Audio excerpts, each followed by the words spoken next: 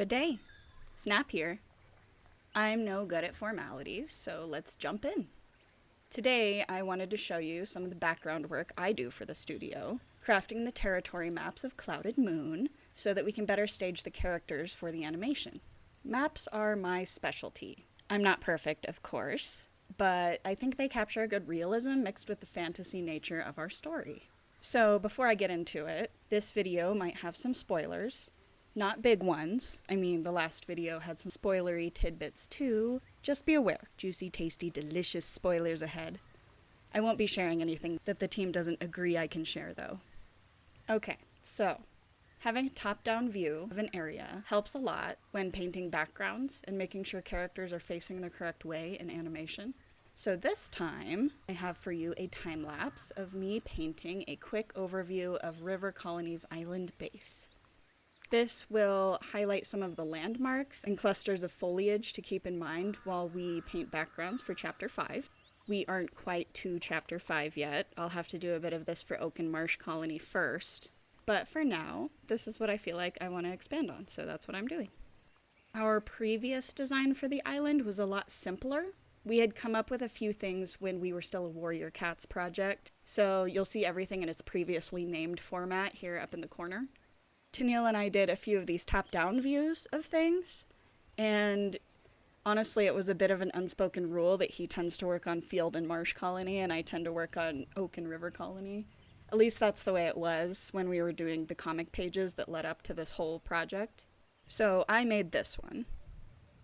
This one was made in 2019 when we were still putting things together and had just decided on possibly animating the whole thing.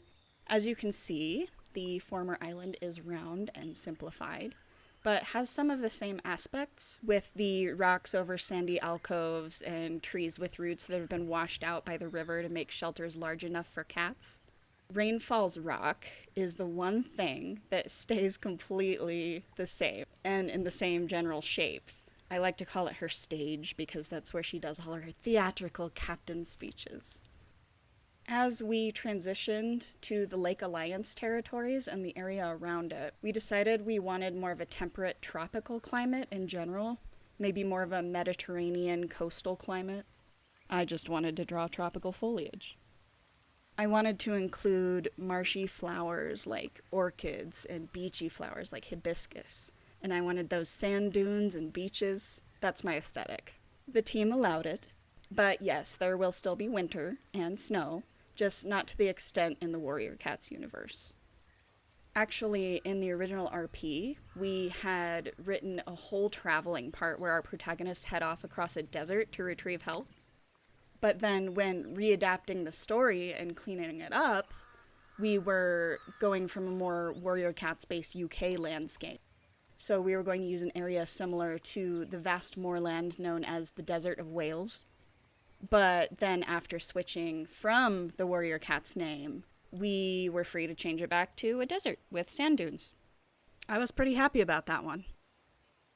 And really, the wasteland actually became a huge part of the world building, and it worked for us a lot better than it used to.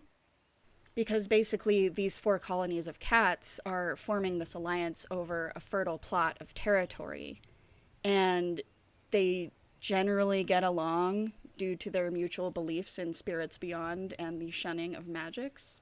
So the desert acts as a barrier between them and the outside world. It really brings more reasoning into why these groups of cats continue to tolerate each other, even though their alliance is sort of tenuous. So, back to map making. The format I usually use for my maps is kind of a top-down to 45-degree angle of the area, so it's not realistic to the topographical models I used to draw in my geology courses. It's more fantasy than that. I want to show the positions of trees and rocks and give them some depth. Top-down maps of wild areas always have this issue of scale, because if you want to show a forest, I'm mostly drawing just green blobs for trees. So you have to take the trees off, but then do you just cut them off and still show the stumps? That doesn't look very great. So we struggled a bit with this while designing Oak Colony. I made a sketch of the area, and Tennille drew a general top-down view, and it looks fine. This is the version without trees. The version with trees has them mostly obscuring the base area. My take on Oak Colony's base was extremely detailed. I did both sides of the cliff area, so it took 2 maps to show what I was trying to show with the details. And it was kind of too much to look at, so overall Tennille's top-down view was a lot more adequate way to map it. And I did a quick paint of the old River Colony base too. Not great. For the new River Colony, I decided on coastal mangrove trees being present. And honestly, I don't think the team had very many ideas on this, so they just kind of let me have my way. Mangroves will be difficult to paint, but I hate myself, so it's cool.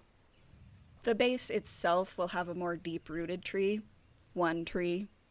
In areas like this, near the beach, there's quite a bit of undergrowth and grassy wetland areas, so not too many trees. And for simplicity's sake, I left the mangroves off the base island. Now, the general shape of the island makes more sense with the flow of the river, is longer from north to south rather than rounded. In my newer painting of the Lake Alliance territories that I did for the lore stream, River Colony's island can be seen, but I didn't add a lot of detail to it. You can see there on the side of my workspace in the time-lapse. So I had a shape to work with, and a few side islands. And then we had to think about what kinds of scenes would take place here, and make sure there were enough areas for the characters to interact with. How do they cross the river? Where do they hang out? Where do they train new claws? We all knew we wanted an area on the island that had a softer current, which kittens could learn to swim, and new claws could practice catching minnows or shenanigans. I imagine parents taking their kittens into the shallow area to play too. So that sandbar was added on the side there. I threw some rocks on top of it for stability. That way it would be more realistic that sediment builds up there.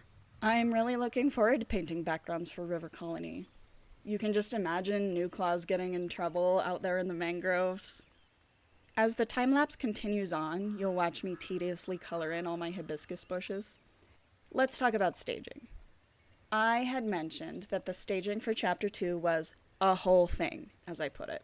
So I'm the most 3D visual, mechanical-brained person on the team. So during Chapter 1, I did a diagram of where each character would be throughout the gathering, using a top-down map that we made of the Moonlight Island. I drew a dot for each character, and we decided how to stage the crowd shots based on that.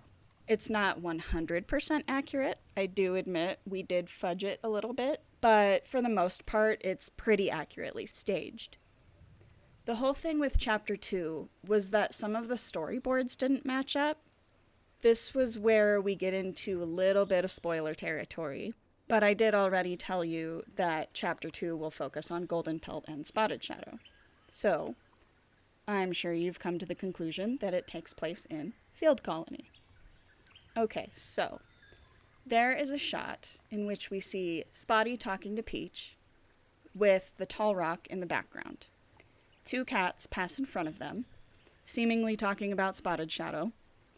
Then the next storyboard has a close-up over the shoulder of Peach and Spotty, seemingly looking at those same cats, right? When I first saw this, my 3D brain registered that these 2 cats walking past were behind Peach and Spotty, and it was a zoom. And this is due to the fact that Peach is on the same side. She's still on the right. Honestly, it was probably just a quick mistake on the storyboards. I'm pretty sure those are, in fact, supposed to be the same cats. Then we have the next shot of Spotty watching those 2 cats as they walk off screen. I again registered it as her looking to her left, behind her, over Peach's head. I know, it's a lot to explain. Stay with me. I'll show you a diagram in a minute. I did say it was a whole thing.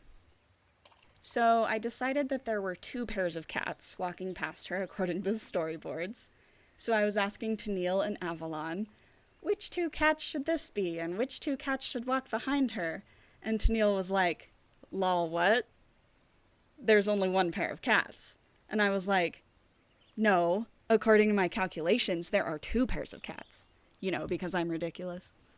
So we started looking into it more. And let me tell you, explaining how I see the storyboards is hella difficult with just text.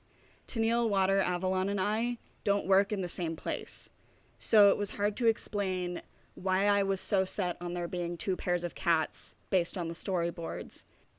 We eventually decided I would draw a diagram and we would have a voice chat about it later as part of our weekly meeting. And then, as I was starting to make the key for the animation shots in the next set of boards, we have Forest Leaf approach Spotty and Peach from the tall rock. That's fine and all, but that means she would be coming from behind them, as we have already established that the tall rock is in fact behind Spotty and Peach. And that didn't add up with the next board, which has her facing them from the front. Oh, and to be clear, this is not a mistake on Beth's part. She was drawing the boards based on how we described them to her. So it was our fault that we didn't have this all hammered out beforehand. So then, we had to decide who really gets to have Tall Rock behind them in their shot. It was a great establishing shot, but we also needed it to be behind Forest Leaf so that she could turn her back on Spotted Shadow and head to the rock to sleep. But then, if the Tall Rock was now in front of Spotty and Peach, where the dang hecky were those 2 pairs of cats going? They would be heading to Tall Rock to sleep, but they are now headed somewhere west of the base. So what ended up happening was that I took the top-down map that Tennille had drawn of Field Colony Base and started placing dots on it, like I did with the Gathering, where cats should go. So this map in the corner is oriented 90-degree left, meaning the left side of the map is north, not the top. So with that in mind, let me explain how the scene is supposed to go. We see Spotty and Peach sitting next to each other. 2 cats pass in front of them, headed east towards the tall rock. Then, Forest Leaf comes at them, heading west. Spotty and Peach must be on the west side of the rock, facing southeast. The camera would be pointing northwest, and then flip to facing southeast as Forest Leaf approaches. Does that make any sense? I know, it's kind of a lot. I hope my arrows helped. Anyway, I made a whole-ass GIF version of this, where the camera would be in relation to the characters, so I could properly show the team what I mean. We eventually did decide that we did want 2 pairs of cats in those first shots, because we needed Spotted Shadow to look west so that she could look surprised when Forest Leaf addresses her from the east. So it was all figured out after much deliberation and technical visual aids. Thanks for coming to my TED Talk. But seriously though, I am glad we figured this out before animation because it would be a hell of a shit show to change it later when it was already animated. I ended up making this shot key document for us so Water can more easily composite the shots when we finish animating them. It's a huge file, but it states which backgrounds get used with each shot and what kind of zoom we're using so we can keep everything consistent. So after that was all sorted out, I painted several backgrounds to go with the storyboards, making sure to keep to the visuals one might see in Field Colony based on our top-down view of the base. So that's why it's important to me to make an accurate map and stage the characters on top of it to make sense of an implied 3D space in a 2D format. I know that's a lot of technical, boring stuff for this video, but you did get to watch me draw a thing, so, you know, and you got some juicy spoilers from it. Enjoyable? No? Okay, well, how about this? I'll show you some of the storyboards on top of our backgrounds. This one was painted by Cranberry, and I added that little foreground bit there so that Golden Pelt and Spotted Shadow would have something to stand on. This one showcases the mythical, hotly contested rock. This was kind of an inside joke between me and Tennille. There is this part where Golden Pelt jumps up on a rock, so we had to go through and decide where to place this rock and when it could be seen on screen and how it would look. So I did actually have to modify a few of my paintings later to include the rock. Here's one of them, the pan, that did not originally have the rock in it. Anyway, back to River Colony again. This is the final version of the island base. I'm sure we will add or subtract features as needed for shot compositions, but at least we have a start. Now I can make gloriously accurate drawings and paintings and storyboards. I hope you liked seeing my maps and things. I do want to make another video about the writing process, but for that I'll need some examples, and for that I'll have to share some spoilers. So I'm not sure how that'll work. And I'm not sure what kind of visuals I'll have for that either. I'll have to talk to the team and see what they think on it. Anyway, let me know if you just absolutely hated this video, will you? Until next time, cheers.